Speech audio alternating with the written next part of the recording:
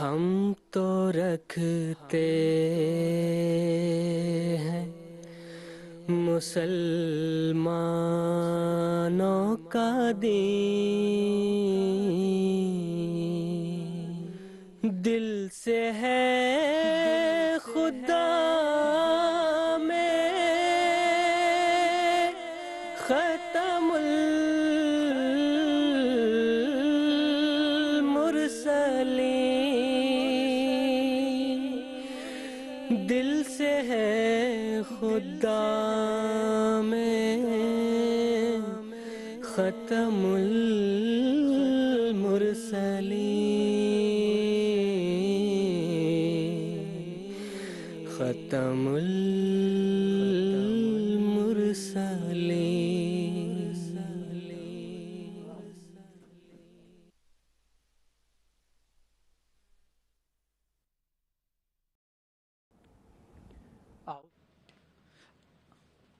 ഔസുബില്ലാഹിമിനശ്ശൈത്താനിർ റജീം ബിസ്മില്ലാഹിർ റഹ്മാനിർ റഹീം. മാന്യ പ്രേക്ഷകരെ, അസ്സലാമു അലൈക്കും വറഹ്മത്തുള്ളാഹി വബറകാതുഹു. മാന്യ പ്രേക്ഷകരെ, ജൂലൈ 13, 2024 ശനിയാഴ്ച ദിവസമാണ് ഇന്ന്. ഇന്ത്യയിൽ ഇപ്പോൾ രാത്രി 10 മണി, GMT അനുസരിച്ച് ഉച്ച 4:30 മണിയാണ്. മാന്യ പ്രേക്ഷകരെ, ഇത് രാഹി ഉദ പ്രോഗ്രാമിൻ്റെ സമയമാണ്. മാന്യ പ്രേക്ഷകരെ, കാദിയാൻ ദാറുൽ അമാനിൽ നിന്നും ലൈവ് ഡിസ്കഷൻ പ്രോഗ്രാം രാഹുദയുടെ 4 എപ്പിസോഡുകൾ അടങ്ങിയ സീരീസുമായി നിങ്ങളുടെ മുമ്പാകെ ഞങ്ങൾ വന്നിരിക്കുകയാണ്. ഇന്നത്തെ എപ്പിസോഡ് ഈ സീരീസിൻ്റെ രണ്ടാമത്തേതായിരിക്കും. ഈ സീരീസിൽ ഹസ്രത്ത് മിർസ ബഷീറുദ്ദീൻ മഹ്മൂദ് അഹമ്മദ് ഖലീഫത്തുൽ മസീഹ് സാനി റളിയല്ലാഹു അൻഹുവിൻ്റെ വിഖ്യാത രചനയായ അഹമ്മദിയത്ത് അഥവാ യഥാർത്ഥ ഇസ്ലാം എന്ന പുസ്തകത്തെ അധികരിച്ചായിരിക്കും പരിപാടി നടത്തുന്നത്. നിങ്ങൾക്കറിയാം, രാഹിദ പ്രോഗ്രാം ലൈവും ആണ്, അതോടൊപ്പം തന്നെ ഇൻറ്ററാക്റ്റീവുമാണ്. അതായത് നിങ്ങളുടെ ചോദ്യങ്ങൾ മുഖേന ഞങ്ങളുമായി സംവദിക്കാവുന്നതാണ്. ഞങ്ങളുമായി ബന്ധപ്പെടാൻ ഞങ്ങളുടെ കോൺടാക്ട് ഡീറ്റെയിൽസ് നിങ്ങളുടെ ടെലിവിഷൻ സ്ക്രീനിൽ നിങ്ങൾക്ക് കാണാൻ സാധിക്കുന്നതാണ്. ടെലിഫോൺ വഴിയും അതുപോലെ തന്നെ ടെക്സ്റ്റ് മെസ്സേജ്, അതുപോലെ തന്നെ ഫാക്സ് മെസ്സേജ്, അതുപോലെ ഇമെയിൽ മെസ്സേജ് വഴിയും ഞങ്ങളുമായി ബന്ധപ്പെടാവുന്നതാണ്. സ്റ്റുഡിയോ ഡിസ്കഷനോടൊപ്പം തന്നെ മാന്യ പ്രേക്ഷകരുടെ ചോദ്യങ്ങൾ ഇവിടെ സ്റ്റുഡിയോയിൽ സന്നിഹിതരായിരിക്കുന്ന പണ്ഡിതന്മാരുടെ പാനൽ അവതരിപ്പിക്കുന്നതായിരിക്കും. ഞങ്ങളുടെ പണ്ഡിതന്മാർ ഈ പ്രോഗ്രാമിൽ തന്നെ പ്രേക്ഷകരുടെ ചോദ്യങ്ങൾക്ക് ഉത്തരവും നൽകുന്നതായിരിക്കും. ഇന്നത്തെ എപ്പിസോഡിൽ പണ്ഡിതന്മാരുടെ പാനൽ ഇവിടെയുള്ളത്, അവരെക്കുറിച്ച് പരിചയപ്പെടുത്തി തരാം. ആദ്യമായി മൗലാന ഹമീദ് കൗസർ സാബ്, രണ്ടാമതായി മൗലാന കെ താരിഖ് അഹമ്മദ് സാബ്. ഇന്നത്തെ എപ്പിസോഡിൽ ഇവർ രണ്ടുപേരായിരിക്കും എന്നോടൊപ്പം ചേരുന്നത്. രണ്ടുപേർക്കും സ്വാഗതം. മാന്യ പ്രേക്ഷകരെ, ഇസ്ലാം ഒരു ശാന്തി സമാധാനം വ്യാപിപ്പിക്കുന്ന പരത്തുന്ന ഒരു മതമാണ്. ഇതിൻ്റെ അധ്യാപനങ്ങളിലൂടെ മാത്രമല്ല, ഇതിൻ്റെ ഈ പദം, ഇസ്ലാം എന്ന പദത്തിൽ നിന്നും കൂടി ഇത് വ്യക്തമാണ്. എന്നാൽ ദുഃഖകരമെന്ന് പറയട്ടെ, ഇന്ന് ഇതിനെ പിൻപറ്റുന്നവർ ഈ യാഥാർത്ഥ്യത്തിൽ നിന്നും ഈ സത്യത്തിൽ നിന്നും ബഹുദൂരം അകന്നിരിക്കുകയാണ്. അവർ അകന്നുകൊണ്ടേ ഇരിക്കുകയാണ്. ഇത് എന്തുകൊണ്ടാണ് സംഭവിച്ചത്?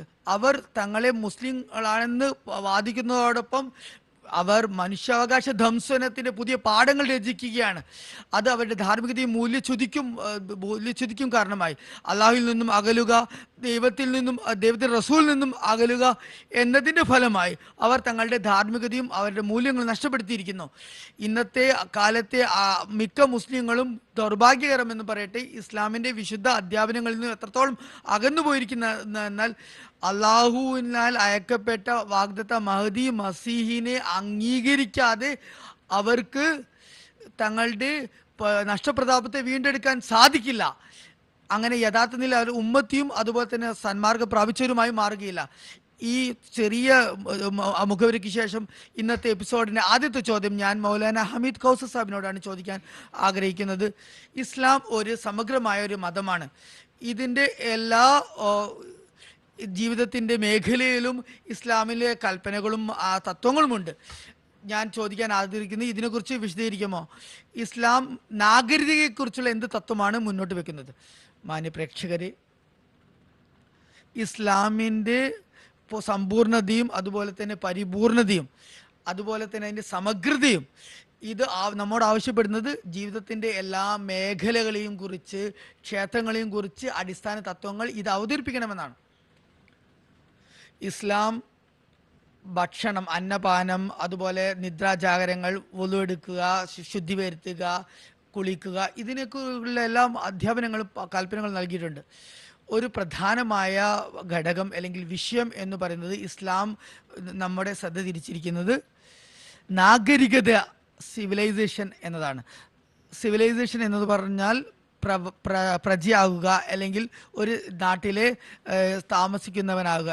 ഒരു മനുഷ്യൻ ഏത് രാജ്യത്താണോ അധിവസിക്കുന്നത്, ഏത് പട്ടണത്തിലാണ് താമസിക്കുന്നത്, ഏതെങ്കിലും ഗ്രാമത്തിലാണോ താമസിക്കുന്നത്, കസബയിലാണോ നാഗരിക്കുന്നത്, ഇതിനെയൊക്കെ നാഗരികത എന്ന് പറയുന്നത്. മവാത്തീൻ അത് എന്നാണ് പറയുന്നത്, അറബിയിൽ പറയുന്നത്. ഇങ്ങനെ താമസിക്കുക, ഇങ്ങനെ അധിവസിക്കുക, അത് അവനിൽ ചില ഉത്തരവാദിത്തങ്ങൾ അർപ്പിക്കുന്നുണ്ട്. അത് രാജ്യത്തെ തൊട്ടും രാജ്യത്തോടുള്ള ഉത്തരവാദിത്തങ്ങളെയും കുറിച്ചുള്ളതാണ്. ഹദ്രത്ത് മുസ്ലിം മൗദ് റളിയല്ലാഹു അൻഹു വിശുദ്ധ ഖുർആൻ അതുപോലെ ഹദീസുകൾ എന്നിവയുടെ വെളിച്ചത്തിൽ ഈ നമ്മുടെ ചർച്ചാ വിഷയത്തിലുള്ള ഈ ഗ്രന്ഥം അഹമ്മദിയത്ത് അഥവാ യഥാർത്ഥ ഇസ്ലാം എന്ന ഗ്രന്ഥത്തിൽ ഇതിനെക്കുറിച്ച് വെളിച്ചം വീശിയിട്ടുണ്ട്. ചില പോയിന്റുകൾ മുന്നോട്ട് വെച്ചിട്ടുണ്ട്. അതൊക്കെ തന്നെ ഇവിടെ അവതരിപ്പിക്കുക സാധ്യമല്ല. ചില ഇത് മാത്രം അല്പം വിശദീകരിക്കാൻ വേണ്ടി ഞാൻ ശ്രമിക്കുന്നതാണ്. ഹസ്രത്ത് മുസ്ലിം മൗദ് റളിയല്ലാഹു തആല അൻഹു പറയുകയുണ്ടായി, ഓരോ പ്രജയും സ്വന്തം രാജ്യത്ത് മാതൃദേശത്ത് താമസിച്ചാലും അല്ലെങ്കിൽ അന്യദേശത്ത് താമസിച്ചാലും ഓരോ പൗരനും അവൻ്റെ ഉത്തരവാദിത്തം അവൻ ഒരിക്കലും തന്നെ തൊഴിൽ രഹിതനാകരുത്, അലസനാകരുത്, സമയം പാഴാക്കുന്നവനാകരുത് എന്നതാണ്. തൊഴിലില്ലായ്മ അതുപോലെ വെറുതെ ഇരിക്കുക എന്നതൊക്കെ തന്നെ എല്ലാ തിന്മയുടെയും അടിവേരാണ്. ഇന്നത്തെ അതേ അവസ്ഥ തന്നെയായിരുന്നു 100 വർഷം മുമ്പും.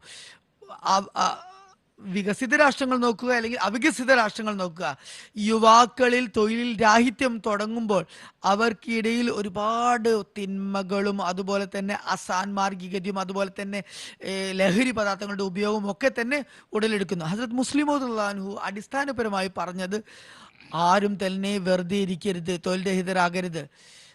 അവന് പത്രം വിൽക്കേണ്ട ജോലിയായാലും പുസ്തകങ്ങൾ വിൽക്കേണ്ട ജോലിയായാലും എന്ത് ചെറിയ ജോലിയും അവൻ ചെയ്യേണ്ടതുണ്ട്. അങ്ങനെ അവൻ തൻ്റെ ഉപജീവനം നടത്തേണ്ടതുണ്ട്. ഇതോടൊപ്പം തന്നെ ഉപജീവനം അല്ലെങ്കിൽ തൊഴിൽ അത് ലഭ്യമാക്കുക എന്നത് ഭരണകൂടത്തിൻ്റെ, സർക്കാരിൻ്റെ ഉത്തരവാദിത്തമാണ്. അത് ഭരണകൂടം നൽകുന്നുണ്ടെങ്കിൽ അത് നല്ലതാണ്. എന്നാൽ ഒരു പൗരൻ അതിനുവേണ്ടി സ്വയം അന്വേഷിക്കേണ്ടതുമുണ്ട്. ഒരു ഉദാഹരണം ഇവിടെ ഞാൻ അതിനെ വ്യക്തമാക്കാൻ വേണ്ടി സമർപ്പിക്കാം. 626 സെപ്റ്റംബറിൽ ഹസരത്ത് മുഹമ്മദ് മുസ്തഫ സല്ലല്ലാഹു അലൈഹി വസല്ലം മക്കയിൽ നിന്നും മദീനയിലേക്ക് പലായനം ചെയ്തു പോയി. ഒരുപാട് സഹാബാക്കൾ ആദ്യത്തോടൊപ്പം ഉണ്ടായിരുന്നു. അവിടെ എത്തിയപ്പോൾ ഏറ്റവും വലിയ പ്രശ്നം എന്താണ് വന്നത്? ഇങ്ങനെ മുഹാജിരിങ്ങളായി പലായനം ചെയ്ത് വന്നവർക്ക് ജോലിയൊന്നുമില്ല, തൊഴിലില്ല, അവർക്ക് മൂലധനമില്ല, ജോലിയില്ല, എന്താണ് അവർ ചെയ്യുക എന്ന ആശയക്കുഴപ്പത്തിലായിരുന്നു. ഹസരത്ത് മുഹമ്മദ് മുസ്തഫ സല്ലല്ലാഹു അലൈഹി വസല്ലം അവരുടെ ഭരണാധികാരിയായിരുന്നു. ദൈവദത്തമായ വിവേകം ബുദ്ധിയും ഉപയോഗിച്ചുകൊണ്ട് തിരുനബി സല്ലല്ലാഹു അലൈഹി വസല്ലം സാഹോദര്യം സ്ഥാപിക്കാൻ തുടങ്ങി. അതായത് ഒരു മുഹാജിറും ഒരു അൻസാരിയും, മക്കയിൽ നിന്ന് വന്നവരും മദീനയുള്ളവരും തമ്മിൽ സാഹോദര്യം സ്ഥാപിച്ചു. അതുപോലെ തന്നെ അവർക്ക് ചില കച്ചവടത്തിൽ ഉൾപ്പെടുത്താൻ, അവർക്ക് മൂലധനം നൽകാൻ, ക്യാപിറ്റൽ മണി കൊടുക്കാൻ വേണ്ടി ആവശ്യപ്പെട്ടു. ഹസ്രത്ത് മുഹമ്മദ് സല്ലല്ലാഹു അലൈഹി വസല്ലം തിരുനബിയാണ്, പ്രവാചകനാണ്, ദൂതനാണ്, അതോടൊപ്പം തന്നെ അവരുടെ നേതാവുമായിരുന്നു. ഏറ്റവും ആദ്യം അദ്ദേഹം ചിന്തിച്ചത്, ഇവരൊക്കെ തൊഴിൽ രഹിതരാണ്, ഇവർക്ക് ഉപജീവനത്തിനുള്ള സന്ദർഭങ്ങൾ, അവസരങ്ങൾ കണ്ടെത്തേണ്ടതുണ്ട്. അതായത് ഒരാളെ മറ്റൊരാളുടെ സഹോദരനാക്കി ആ സ്വത്തിൽ അവകാശിയാക്കി കുറച്ച് ധനസഹായത്തോടു കൂടി കച്ചവടം തുടങ്ങാനുള്ള ഒരുക്കം ഉണ്ടാക്കി. ഇത് തൊഴിൽ രഹിതരാകരുത്, തൊഴിലില്ലായ്മ ഉണ്ടാകരുത് എന്നതിനുള്ള ആദ്യ ചുവടുവെപ്പായിരുന്നു. ഇസ്ലാം രണ്ടാമത് പറഞ്ഞ കാര്യം, ഒരു മനുഷ്യനും ഒരു പൗരനും ആരോടും യാചിക്കരുത്, ഭിക്ഷ തേടരുത്. ഈ ഭിക്ഷ തേടൽ എന്ന് പറയുന്നത് ഒരു വലിയ അടിമത്തമാണ്, ഒരു വലിയ അനുവാദമില്ലാത്ത കാര്യമാണ്. 3 ആൾക്കാർക്ക് മാത്രം അനുവാദം കൊടുത്തിട്ടുള്ളൂ. അതായത് കടബാധ്യതയിൽ അല്ലെങ്കിൽ ദാരിദ്ര്യം, വിശപ്പ് ഒക്കെ പീഡിതരായവർക്ക് മർദ്ദിതന് മാത്രമാണ് അത്, അല്ലെങ്കിൽ പിഴ വീട്ടാൻ വേണ്ടിയാണ് അനുവാദമുള്ളൂ. 3 പേർക്ക് മാത്രമേ അനുവാദമുള്ളൂ. മൂന്നാമത്തെ ഒരു കാര്യം, പൗരന്മാർ പരസ്പരം കാണുമ്പോൾ അസ്സലാമു അലൈക്കും എന്ന് പറയണം. അസ്സലാമു അലൈക്കും എന്ന് പറയുന്നത് ഒരു ഔപചാരികമായ ഒരു അഭിവാദനം മാത്രമല്ല, മറിച്ച് അസ്സലാം എന്നതിൻ്റെ അർത്ഥം ഞാൻ നിങ്ങൾക്ക് വേണ്ടി, നിങ്ങളുടെ സമാധാനത്തിനും അഭയത്തിനും വേണ്ടിയുള്ള ദുആ ചെയ്യുന്നു. ഈ ഒരു ദുആ പ്രാർത്ഥന ഒരു പൗരൻ മറ്റൊരു പൗരന് വേണ്ടി ചെയ്യുമ്പോൾ പരസ്പര സ്നേഹവും പരസ്പര സഹോദര്യവും ഉണ്ടാവും. ഇതൊരു പൗരൻ്റെ കടമയാണ്. ഇത് അള്ളാഹു മുസ്ലിങ്ങൾ മുഖേന പഠിപ്പിച്ചു കൊടുത്ത കാര്യമാണ്. രണ്ടാമത്തെ കാര്യം, രോഗിയെ ശുശ്രൂഷിക്കുക, രോഗിയെ കാണാൻ പോവുക, രോഗി പരിചരണം എന്നാണ്. ഒരു പട്ടണത്തിൽ നിൽക്കുന്ന, ഒരു ഗ്രാമത്തിൽ നിൽക്കുന്ന ആൾക്ക് തൻ്റെ സുഹൃത്ത് രോഗിയാണെന്ന് അറിഞ്ഞാൽ അത് രോഗിയെ സന്ദർശിക്കാൻ പോകേണ്ടത് ഒരു പൗരന്റെ കടമയാണ്. ഈ കാലഘട്ടത്തിൽ അതിനുള്ള സമയമില്ലെങ്കിൽ കുറഞ്ഞത് മൊബൈൽ അല്ലെങ്കിൽ ഫോൺ മുഖേനയെങ്കിലും അവരുടെ കാര്യങ്ങൾ അന്വേഷിക്കാവുന്നതാണ്. മൂന്നാമത്തെ കാര്യം, ഇത് മുസ്ലിം മതം പറഞ്ഞത് മനുഷ്യന് മരണമുണ്ടാകും, രോഗങ്ങളുണ്ടാകും, ഒക്കെ ഉണ്ടാകും. പട്ടണമാകട്ടെ ഗ്രാമമാകട്ടെ മരണം സംഭവിക്കാം. അങ്ങനെ ഒരു സന്ദർഭത്തിൽ ഏത് വീട്ടിലാണോ മരണം നടന്നത് അവർ വളരെയധികം ദുഃഖാർത്ഥരായിരിക്കും. അതുകൊണ്ട് മറ്റുള്ളവർ അവിടെ പോകേണ്ടതുണ്ട്, അവരുടെ ജനാസയിൽ പങ്കെടുക്കേണ്ടതുണ്ട്, അവരെ സമാശ്വസിപ്പിക്കേണ്ടതുണ്ട്. ഇതും ഒരു പൗരന്റെ കടമയാണ്. ഇത് മുസ്ലിം മൗദുല്ലാനു തൻ്റെ ഗ്രന്ഥത്തിൽ വിവരിച്ച കാര്യങ്ങളാണ്. ഇനി മറ്റൊരു കാര്യം ഞാനിവിടെ ഉദാഹരണമായി സമർപ്പിക്കാൻ ഉദ്ദേശിക്കുന്നത്, ഇവിടെ മുസ്ലിം മൗദുല്ലാനു ഊന്നൽ നൽകിയ കാര്യം ശുചിത്വം, അന്നദാഫത്തു മിനൽ ഈമാൻ, അതായത് ശുചിത്വം ഈമാന്റെ ഭാഗമാണ്. വൃത്തി എന്ന് പറയുന്നത് അനിവാര്യമായ അത്യന്താപേക്ഷിതമായ ഘടകമാണ്. എല്ലാ പൗരന്മാരും ഈ മാലിന്യം ഉണ്ടാക്കുന്നതിൽ നിന്ന് രക്ഷപ്പെടണം. എന്തെങ്കിലും മാലിന്യം കാണുകയാണെങ്കിൽ അത് വൃത്തിയാക്കാൻ വേണ്ടി ശ്രമിക്കേണ്ടതാണ്. നാഗരികതയുടെ പൗരത്വത്തിൻ്റെ ഒരു കടമയിൽ പെട്ട ഇതാണ് ശുചിത്വം പാലിക്കുക.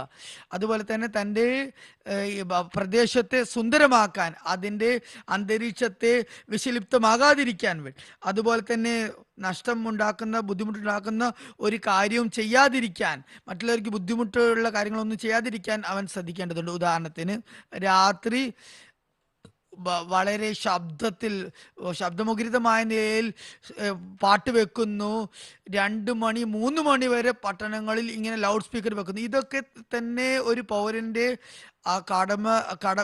ഇതിൽ നിന്ന് വിട്ടു നിൽക്കേണ്ടത് ഒരു പൗരന്റെ കടമയാണ്. ഹദരത്ത് മുസ്ലിം മൗദുല്ലാനു 1924 ലോകത്തിന് സമക്ഷം സമർപ്പിച്ച അധ്യാപനങ്ങൾ, ഇസ്ലാമിക അധ്യാപനങ്ങളാണ് ഇത്. ഇന്ന് നോക്കുക, ഖാദിയാനെ കുറിച്ച് നമുക്ക് എടുത്തു നോക്കാം. ഹദരത്ത് മസീഹ് അലൈഹി ഇസ്ലാം ഇതിന് ദാറുൽ അമൻ, അഭയകേന്ദ്രം, ദാറുൽ അമൻ, അഭയകേന്ദ്രം, അഭയത്തിന്റെ സങ്കേതം, വീട് എന്നാണ് പേര് വെച്ചിരിക്കുന്നത്. ഹദരത്ത് മസീഹ് ഇസ്ലാമിന്റെ കാലഘട്ടം മുതൽ ഹദരത്ത് മുസ്ലിം മൗദുല്ലാനുവിന്റെ കാലഘട്ടം വരെ, അതായത് പാർട്ടീഷന്റെ സമയം വരെ, ഇന്തോ പാക് വിഭജനത്തിന് മുമ്പ് വരെ ഈ ഒരു പട്ടണം ഒരു മാതൃകാപരമായ പട്ടണമായിരുന്നു. ഇവിടെ പറഞ്ഞ ഹദരത്ത് മുസ്ലിം മൗദുല്ലാനു തൻ്റെ ഗ്രന്ഥത്തിൽ സൂചിപ്പിച്ച ഇസ്ലാമിക തത്വങ്ങളൊക്കെ തന്നെ, പൗരന്മാരുടെ കടമകളൊക്കെ തന്നെ ഇവിടെ പാലിക്കപ്പെട്ടതിനാൽ ഇത് യഥാർത്ഥത്തിൽ അഭയ കേന്ദ്രമായിരുന്നു, എല്ലാ തരത്തിലും അഭയ സങ്കേതമായിരുന്നു. പരസ്പരം പൗരന്മാർ സ്നേഹത്തോടെയും ആദരവോടെയുമായിരുന്നു കണ്ടിട്ടുണ്ടായിരുന്നത്. ഞാൻ പറയാൻ ഉദ്ദേശിക്കുന്ന ഒരു പ്രസക്തമായ കാര്യം, ഹദരത്ത് മുസ്ലിം മൗദ് പറയുന്നത് ഒരിക്കലും തൊഴിലാത്യം ഉണ്ടാകരുത്. 1934 ഹദരത്ത് മുസ്ലിം മൗദ് റളിയല്ലാഹു ഒരു സ്കീം, ഒരു പദ്ധതി ജമാഅത്തിന് മുമ്പിൽ വെച്ചു. അത് തെഹ്രീക് ജദീദ്, മുതാലിബ തെഹ്രീക് ജദീദിന്റെ ഉന്നയിച്ച ആവശ്യങ്ങളായിരുന്നു. ഹദരത്ത് മുസ്ലിം മൗദ് പറഞ്ഞു, ഒരു യുവാവും തൊഴിലെതിരായി നിൽക്കരുത്. രാജ്യത്തിന് പുറത്തു പോകട്ടെ, നാടിന് പുറത്തു പോകട്ടെ, പട്ടണത്തിന് പുറത്തു പോകട്ടെ, ജോലി എന്തായാലും തേടേണ്ടതുണ്ട്. ഹദരത്ത് മുസ്ലിം മൗദ് ഈ പട്ടണത്തെ, ഇവിടെ ആരും തന്നെ ഒരിക്കലും തൊഴിലെതിരാകരുത് എന്ന് ശട്ടം കെട്ടിയിരുന്നു. സ്ത്രീകളും കുട്ടികളും തങ്ങളുടെ വിദ്യാഭ്യാസം പൂർത്തിയാക്കിയതിനു ശേഷം ഹദരത്ത് മുസ്ലിം മൗദ് അവരോടും ചില ആക്ടിവിറ്റീസിന് വേണ്ടി ചില ഫാക്ടറികൾ, ലഘു വ്യവസായങ്ങൾക്ക് തുണി നെയ്യൽ, അതുപോലെ തന്നെ വസ്ത്രം നെയ്യൽ, ഇതിൻ്റെതൊക്കെ തന്നെ പരിശീലനം നടത്തുമായിരുന്നു. ശുചിത്വത്തിന്റെ കാരണത്താൽ, പരസ്പര സ്നേഹത്തിന്റെ കാരണത്താൽ ഈ പട്ടണം ഒരു മാതൃകാപരമായ പട്ടണമായിരുന്നു. ഇന്നും ഇതിൻ്റെ ഒരു പ്രഭാവം നമുക്ക് കാണാൻ സാധിക്കും. ഇപ്പോൾ ജമാഅത്തിന്റെ മുമ്പത്തെയുള്ള അതേപോലത്തെ സ്വാധീനം ഇല്ലെങ്കിൽ കൂടി, എന്നിട്ടും ഇവിടെ ഒരുപാട് മത വൈവിധ്യങ്ങൾ ഉണ്ടായിട്ട് കൂടി ഇവിടെ പരസ്പര സാഹോദര്യത്തിൻ്റെയും സ്നേഹത്തിൻ്റെയും അതുപോലെ തന്നെ സഹിഷ്ണുതയുടെയും ഒരു മാതൃക മറ്റ് രാജ്യങ്ങളിലെ പട്ടണങ്ങളെ അപേക്ഷിച്ച് ഇത് വളരെ ചിരപുരാതനമായ ഈ ഒരു കാര്യങ്ങൾ നിലനിർത്തിക്കൊണ്ടുവരുന്ന ഒരു പട്ടണമാണ്.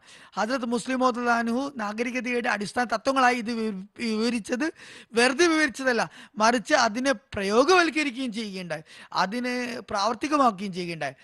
ഇത് ഖാദിയാനിൽ മറ്റുള്ളവർ പങ്കെടുത്താലും ഇല്ലെങ്കിലും ഒരു വക്കാറയമൽ ശുചിത്വ സേവനത്തിനുള്ള കാര്യങ്ങൾക്ക് വേണ്ടി കുട്ടികളും വൃദ്ധരും അബാലവൃദ്ധം ജനങ്ങൾ, സ്ത്രീകളാണെങ്കിൽ പർദ്ദയോടുകൂടി വക്കാറമലിന് വേണ്ടി, ശുചിത്വ പ്രവർത്തനങ്ങൾക്ക് വേണ്ടി, ശുചീകരണ പ്രവർത്തനങ്ങൾക്ക് വേണ്ടി പങ്കെടുക്കുന്ന ഒരു രീതി ഇപ്പോഴുമുണ്ട്. അത് മുസ്ലിം മൗദൂദ് പറഞ്ഞത് ശുചിത്വം പാലിക്കുക, മാലിന്യങ്ങളിൽ നിന്നും മലിനഗതകളിൽ നിന്ന് രക്ഷപ്പെടുക, ഇതൊക്കെ തന്നെ അള്ളാഹുവിന്റെ അനുഗ്രഹത്താൽ ഖാദിയാനിൽ ഇന്നും നിലനിൽക്കുന്ന കാര്യങ്ങളാണ്. ഈ ഒരു സുവർണ തത്വങ്ങളാണ് നാഗരികതയ്ക്ക് വേണ്ടി ഹസ്രത്ത് മുസ്ലിം മൗദൂദ് തൻ്റെ ഈ വിശ്വവിഖ്യാത ഗ്രന്ഥമായ അഹമ്മദ് അഥവാ യഥാർത്ഥ ഇസ്ലാം എന്നതിൽ എഴുതിയത്. ലോകം ഇതിലേക്ക് ശ്രദ്ധ ചെലുത്തിയെങ്കിൽ എത്ര നന്നായന്, പ്രത്യേകിച്ച് മുസ്ലിങ്ങൾ.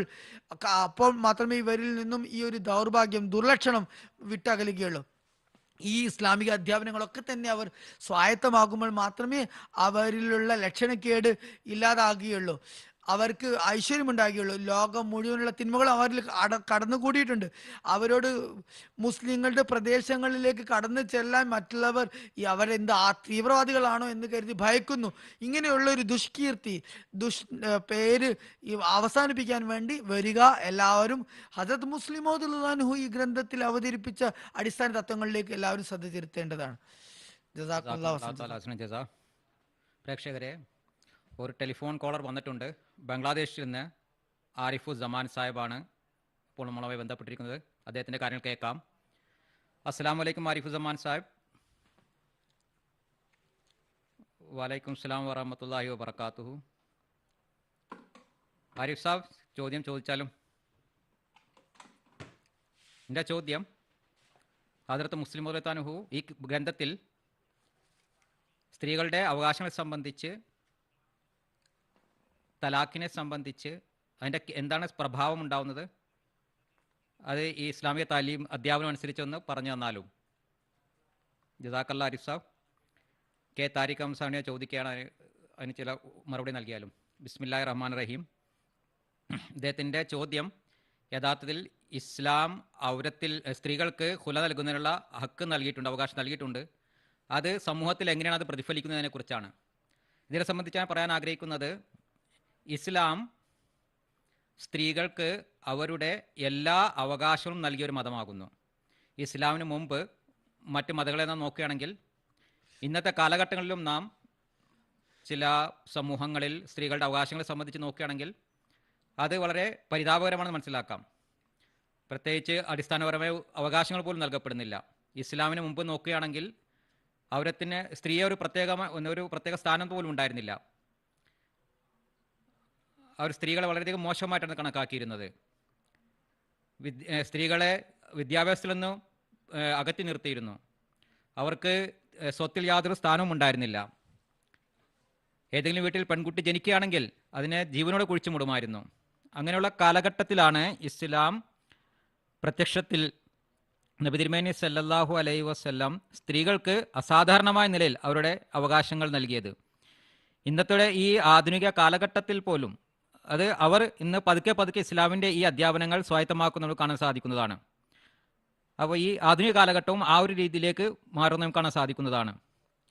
ആരിഫ് സമാൻ സാബ് പറഞ്ഞ ചോദ്യം, ഇസ്ലാമിലെ തലാഖ് അത് അവഗസുൽ ഹലാലായിട്ടാണ് കണക്കാക്കപ്പെട്ടിരിക്കുന്നത്.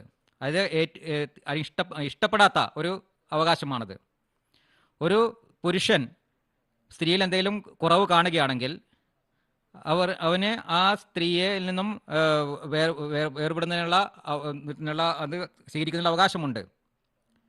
അതിനെ സംബന്ധിച്ച് പല അധ്യാപനങ്ങൾ ഇസ്ലാമിൽ കാണാൻ സാധിക്കുന്നതാണ്. അതോടൊപ്പം തന്നെ സ്ത്രീകൾക്കും സമാനമായ രീതിയിൽ അവർക്കും ഈ അതായത് പുരുഷന്മാരിൽ എന്തെങ്കിലും വാർത്താവിൽ അകന്നു നിൽക്കാൻ ആഗ്രഹിക്കുകയാണെങ്കിൽ, വിട്ടു നിൽക്കാൻ ആഗ്രഹിക്കുകയാണെങ്കിൽ അവർക്ക് ഇസ്ലാമിൽ ഖുല എന്ന് പറയുന്ന ആ പേരിൽ പറയപ്പെടുന്ന ആ ഒരു അവകാശം നൽകിയിട്ടുണ്ട്. ഇസ്ലാം അവർക്ക് ഈ അവകാശം നൽകിയിട്ടുണ്ട്. അതിൻ്റെ ഉദാഹരണം നമുക്ക് നബി തിരുമേനി സല്ലല്ലാഹു അലൈഹി വസല്ലമയുടെ കാലഘട്ടത്തിലും കാണാൻ സാധിക്കുന്നതാണ്.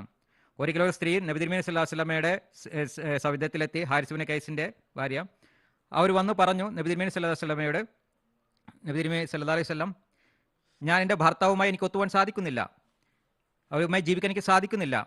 നബി തിരുമേനി സല്ലല്ലാഹു അലൈഹി വസല്ലം ചോദിച്ചു, ഹക്ക് മഹറായിട്ട് ലഭിച്ചിട്ടുള്ള ആ തോട്ടം തിരിച്ചു നൽകാൻ തയ്യാറാണോ? അപ്പോൾ അവർ പറഞ്ഞു ഞാൻ തയ്യാറാണെന്ന്. അപ്പോൾ നബി തിരുമേനി സല്ലല്ലാഹു അലൈഹി വസല്ലം അദ്ദേഹത്തെ വിളിച്ചിട്ട് പറഞ്ഞു, അത് വാങ്ങി നിങ്ങൾ ഇവരെ സ്വതന്ത്രമാക്കുമെന്ന് പറയുകയുണ്ടായി. ഇത് സ്ത്രീകൾക്ക് നൽകിയിട്ടുള്ള വലിയൊരു അവകാശമാണ്. ഇന്നത്തെ കാലഘട്ടത്തിൽ നാം നോക്കുകയാണെങ്കിൽ, ഉദാഹരണമായി സ്ത്രീകൾക്ക് ഏതെങ്കിലും ഒരു വീട്ടിൽ അവർക്ക് മേൽ ഉപദ്രവം ഉണ്ടാവുകയാണെങ്കിൽ, അവരുപദ്രവിക്കുകയാണെങ്കിൽ, അവരുടെ അവകാശം നൽകുന്നില്ല എങ്കിൽ, ഇസ്ലാം സ്ത്രീകളോട് നിങ്ങൾ എല്ലാം ക്ഷമിക്കുക എന്ന് പറയുന്നില്ല, സഹിക്കുക എന്ന് പറയുന്നില്ല. മറിച്ച് ഇസ്ലാം സ്ത്രീകൾക്ക് നൽകുന്ന അവകാശം, നിങ്ങൾ അവരിൽ നിന്നും അകന്നു നിൽക്കാൻ ആഗ്രഹിക്കുന്നുവെങ്കിൽ നിങ്ങൾക്കത് അവരിൽ നിന്ന് ഖുല വാങ്ങാമെന്നുള്ളതാണ്. തൽഫലമായിട്ടാണ് ഒരു സുന്ദരമായിട്ടുള്ള സമൂഹം ഉടലെടുക്കുകയുള്ളൂ. തീർച്ചയായിട്ടും അത് സഹിച്ച് നിൽക്കുകയാണെങ്കിൽ അതിൻ്റെ ദുഷ്ഫലം അവരുടെ മക്കളിലും ഉണ്ടായിരിക്കുന്നതാണ്. സമൂഹത്തിലും അത് ഒരു ദുഷ്ഫലമായിരിക്കും ഉണ്ടായി തീർക്കുക. സ്ത്രീകളിൽ ഉപദ്രവം ഉണ്ടാകുന്ന സമൂഹത്തിന് അത് വളരെ ദൂഷ്യമായി ബാധിക്കുന്നതാണ്. ആ വിവാഹ ബന്ധത്തിന് അവർ സന്തോഷവതി അല്ല എങ്കിൽ, അവർക്ക് നീതി ലഭിക്കുന്നില്ല എങ്കിൽ, ഭർത്താവിൽ നിന്ന് ഉപദ്രവങ്ങൾ ഏൽക്കുകയാണെങ്കിൽ, പല കാരണങ്ങളും ഉണ്ടാകാം. അപ്പോൾ സ്ത്രീകൾക്ക് തങ്ങളുടെ ഭർത്താവിൽ നിന്ന് അവരിൽ നിന്ന് തലാക്ക് വാങ്ങുന്നുള്ള അവകാശം ഇസ്ലാം നൽകുന്നുണ്ട്. ഈ ഒരു അവകാശമാണ് സ്ത്രീകൾക്ക് ഇസ്ലാം നൽകിയിട്ടുള്ളത്. ജസാക്കുമുള്ള. മറ്റൊരു ടെലിഫോൺ കോൾ ഉണ്ട്. ഇന്ത്യയിൽ നിന്ന് ഖുറൈശി അബ്ദുൽ ഹക്കീം സാഹിബാണ് ലൈനിലുള്ളത്. അദ്ദേഹത്തിൻ്റെ ചോദ്യം കേൾക്കാം. അസ്സലാമു അലൈക്കും ഖുറൈശി സാബ്. 1924 വിംബലെ കോൺഫറൻസിൽ മുസ്ലിം മൗദ് സംബന്ധിച്ചപ്പോൾ അള്ളാഹുവിൽ നിന്ന് അതിന് എന്തെല്ലാം സഹായങ്ങൾ ലഭിച്ചതിനെക്കുറിച്ചൊന്ന് പറഞ്ഞാലും. ഞാൻ മൗലാന ഹമീദ് കൗസർ സാഹിബിനോട് ചോദിക്കാൻ ആഗ്രഹിക്കണം, അതിന് ഉത്തരം പറഞ്ഞാലും. ഇത് സംബന്ധിച്ച് പറയാനുള്ളത്, ഈ ഒരു പ്രോഗ്രാം മുഴുവനായിട്ട് ഇതിനെ സംബന്ധിച്ചാണ് പറഞ്ഞിരുന്നത്. അതിൻ്റെ വളരെ വിശദീകരിച്ചിട്ടുമുണ്ട്. ഞാൻ ചുരുക്കി പറയാം. വെംബ്ലയിൽ ഒരു വലിയ കോൺഫറൻസ് നടക്കുമായിരുന്നു. അതിന് മേലെ എന്നും പറയാം.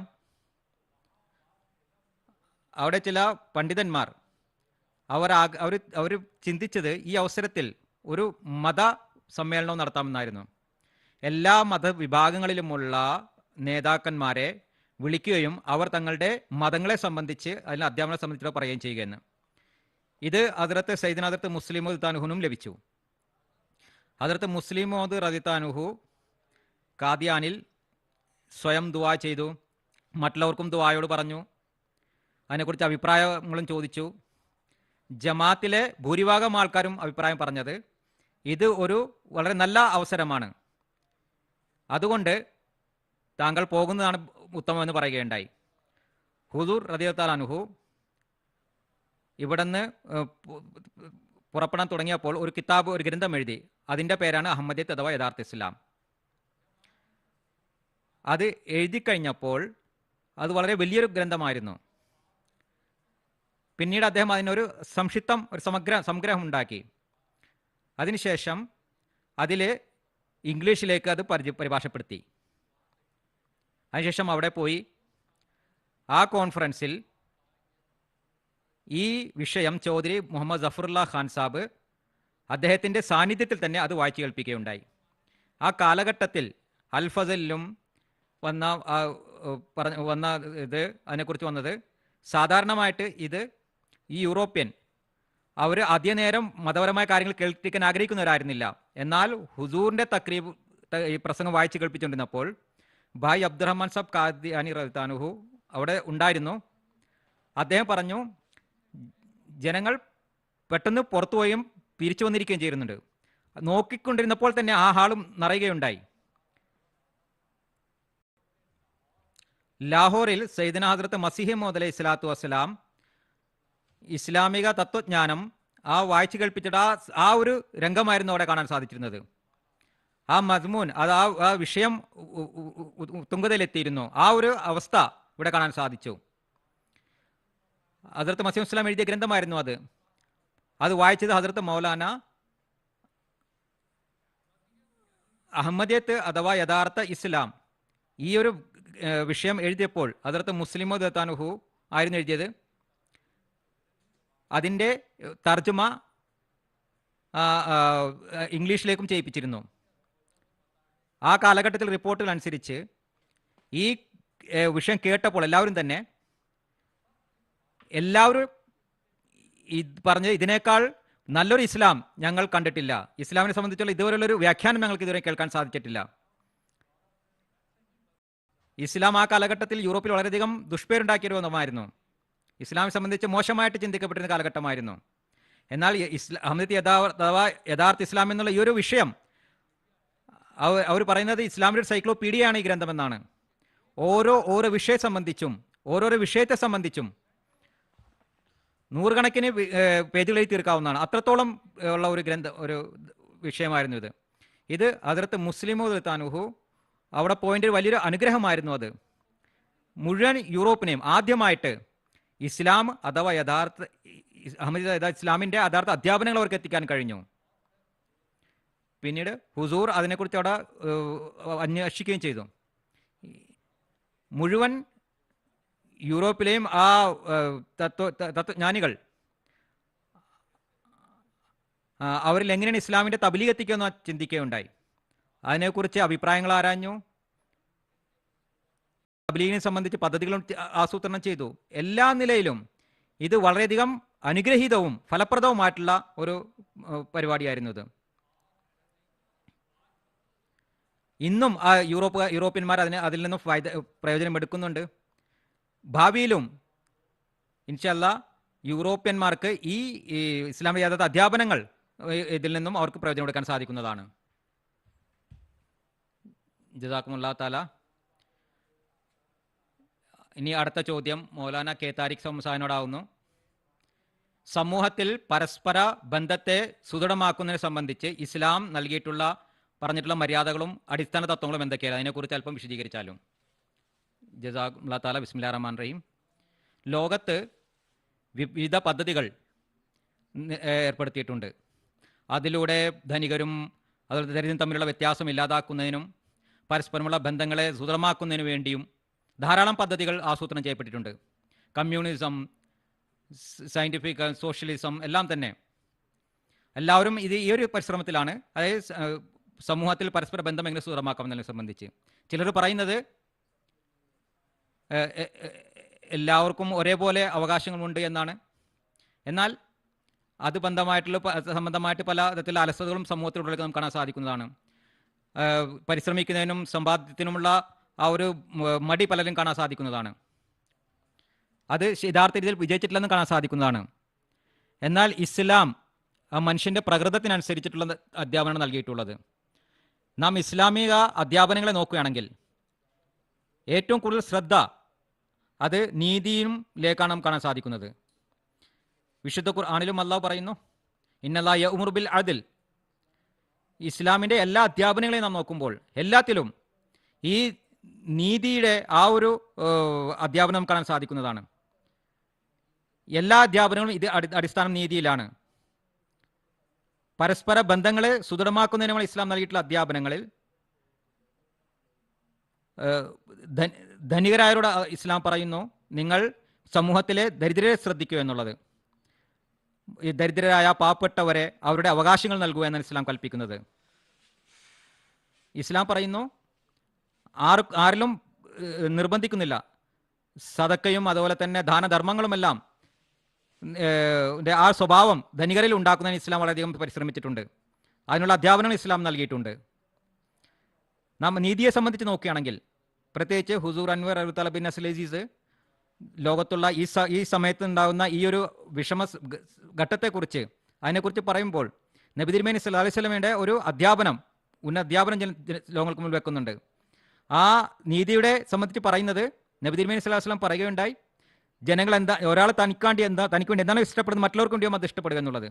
അതായത് തങ്ങളുടെ അവകാശങ്ങൾ സംബന്ധിച്ച് മറ്റുള്ളവരുടെ അവകാശങ്ങൾ കൂടി ശ്രദ്ധിക്കുക എന്നുള്ളത്. ഇതാണ് യഥാർത്ഥ നീതി എന്ന് പറയുന്നത്. നബി തിരുമേനി സല്ലല്ലാഹു അലൈഹി വസല്ലം അധ്യാപനം ഇതാണ്. നീതിയെ നാം അതിനെ പരിഗണിക്കുമ്പോൾ, അതിനെ ശ്രദ്ധിക്കുമ്പോൾ നമ്മുടെ സമൂഹത്തിലെ ആ ബലഹീനരായ വിഭാഗവുമായി ബന്ധപ്പെട്ടവർക്ക് അവരുടെ അവകാശങ്ങൾ നൽകുന്നതാണ് പ്രധാനപ്പെട്ടത്.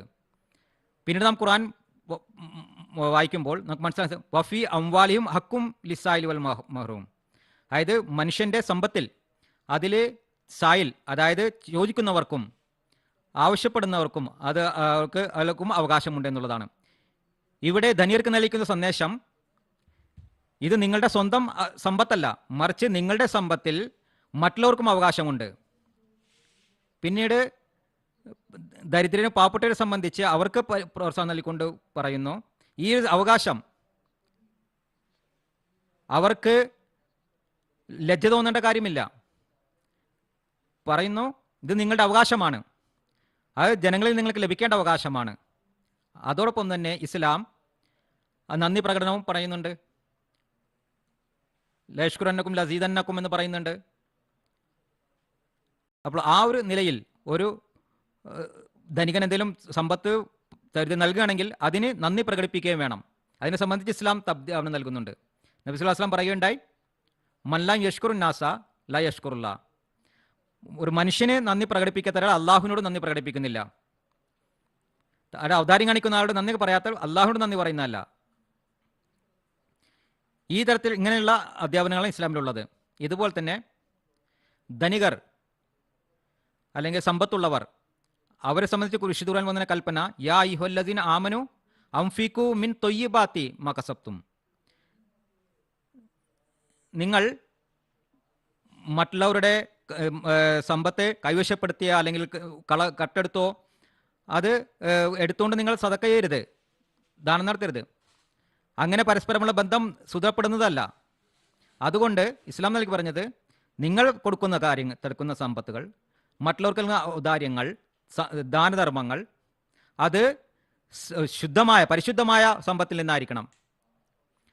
അത് നീതിയിൽ അധിഷ്ഠിതമായിട്ടുള്ള സമ്പത്തായിരിക്കണം, വരുമാനമായിരിക്കണം. അതുപോലെ തന്നെ കൊടുക്കൽ വാങ്ങലിനെ സംബന്ധിച്ചും ഇസ്ലാമിൽ പറയുന്നു, ചിലപ്പോൾ ചില സാന്ദർഭികമായിട്ട് മനുഷ്യൻ ചിലപ്പോൾ ആവശ്യക്കാരായി മാറാം. അവർ സ്ഥിരമായിട്ടൊരു ആവശ്യക്കാരായിരിക്കില്ല. ചില പ്രത്യേക സമയത്ത് അവർക്കൊരു ആവശ്യക്കാരായിരിക്കും. അങ്ങനെയുള്ള അവസരങ്ങളിൽ ധനികരോട് പറയുന്നത് നിങ്ങൾക്ക് അവർ കടം കൊടുക്കുക, അല്ലെങ്കിൽ അവരിൽ എന്തെങ്കിലും നിങ്ങൾ ജാമ്യം വാങ്ങിക്കൊണ്ട് നിങ്ങൾ അവർക്ക് അതിന് പകരമായി പൈസ പണം നൽകുക. വളരെ സൂക്ഷ്മമായ കാര്യങ്ങളെ സംബന്ധിച്ചും ഇസ്ലാം അധ്യാപനം നൽകുന്നുണ്ട്. അതിനെ നിങ്ങൾ എഴുതി രേഖപ്പെടുത്തുക എന്ന് വിശുദ്ധ ഖുർആനിൽ പറയുന്നുണ്ട്. പിന്നീട് ഒരു തരത്തിലുള്ള കുഴപ്പങ്ങളും കലഹങ്ങളും അതുമൂലമായി സമൂഹത്തിൽ ഉണ്ടാകാതിരിക്കാൻ വേണ്ടിയിട്ടാണ് ഇങ്ങനെ കൽപ്പന നൽകിയിരിക്കുന്നത്. അതുകൊണ്ട് ഇതിലൂടെ പരസ്പരം ആ സഹോദര്യവും ആ ബന്ധവും അത് സുദൃഢമാക്കാൻ സാധിക്കേണ്ടതാണ്. അതുപോലെ തന്നെ ഇസ്ലാം കച്ചവട സംബന്ധമായി വളരെ വ്യക്തമായിട്ടുള്ള കൽപ്പനകൾ നൽകുന്നുണ്ട്. കച്ചവട സംബന്ധമായിട്ടുള്ളൊരു കൽപ്പന ഇതാണ്, അതായത് മറ്റുള്ളവർക്ക് ബുദ്ധിമുട്ടുണ്ടാക്കുന്ന, നഷ്ടമുണ്ടാക്കുന്ന കാര്യങ്ങൾ നിങ്ങൾ അതുമൂലം നിങ്ങൾ കച്ചവടം നടത്തരുതെന്ന് പറയുന്നുണ്ട്. അതായത് ഉണങ്ങിയ ധാന്യങ്ങൾ മേലെ ഇടുകയും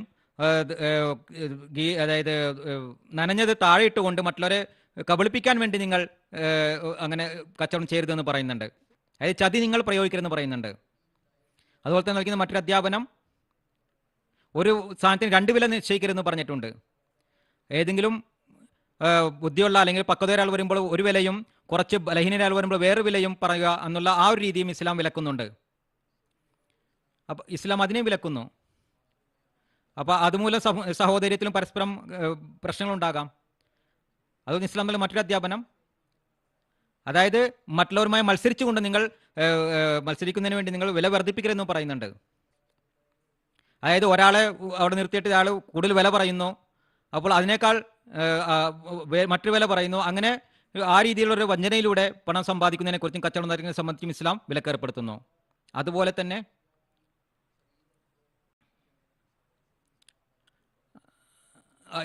ഇസ്ലാം ഈ കാലഘട്ടത്തിൽ ഇൻ്റർനെറ്റിലുള്ള ട്രേഡിംഗ്, അതിൽ നമ്മൾ പ്രത്യേകമായിട്ടുള്ള വസ്തുവിനെ സംബന്ധിച്ച് അതിനെ മറ്റുള്ളവർക്ക് ശരിയായി മനസ്സിലാത്തൊരു കാര്യം സംബന്ധിച്ചുള്ള ഒരു കച്ചവടവും അതിൽ നടക്കുന്നു. അതിൽ ഇസ്ലാം വിലക്കേർപ്പെടുത്തിയിരിക്കുന്നു.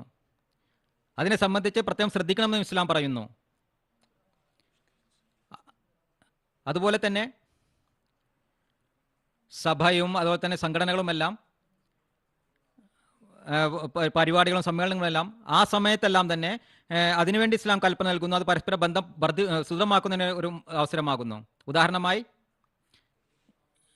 നബി തിരുമേനി സ്വല്ലല്ലാഹു അലൈഹി വസല്ലം പറയുകയുണ്ടായി, ആരെങ്കിലും നിങ്ങൾ ക്ഷണിക്കാൻ നിങ്ങളെ സ്വീകരിക്കുമെന്ന് പറയുന്നുണ്ട്. അതിൽ പങ്കെടുക്കുകയാണെങ്കിൽ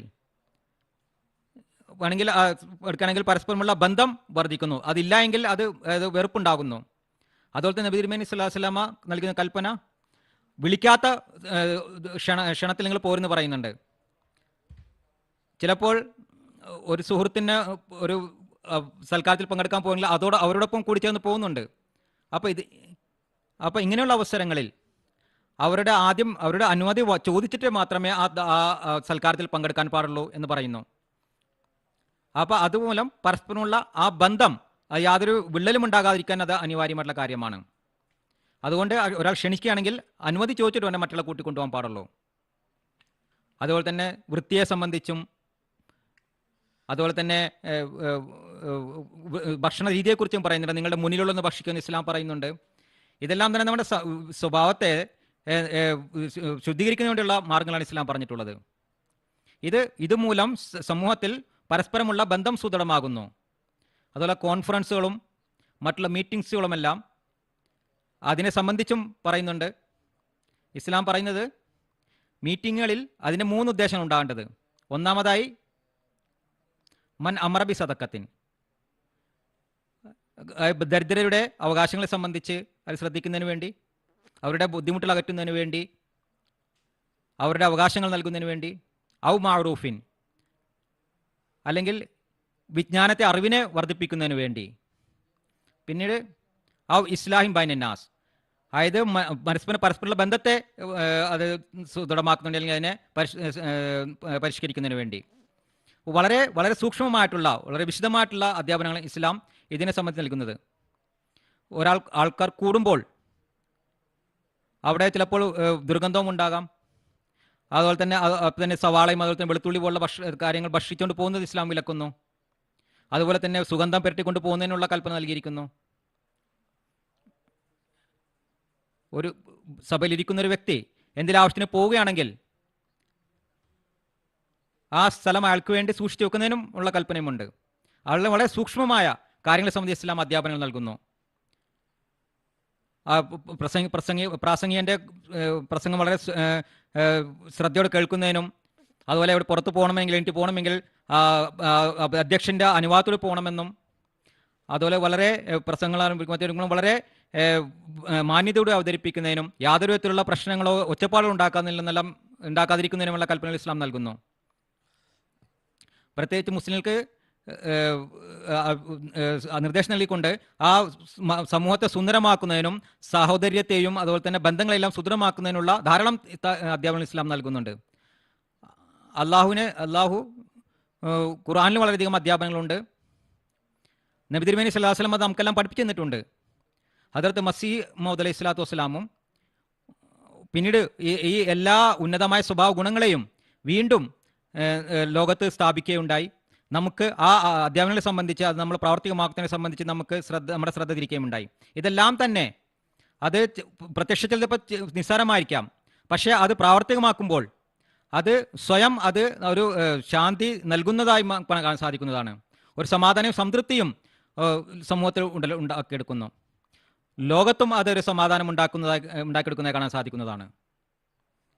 ജസാക്കുമുല്ലാ വസൽ ജസാ.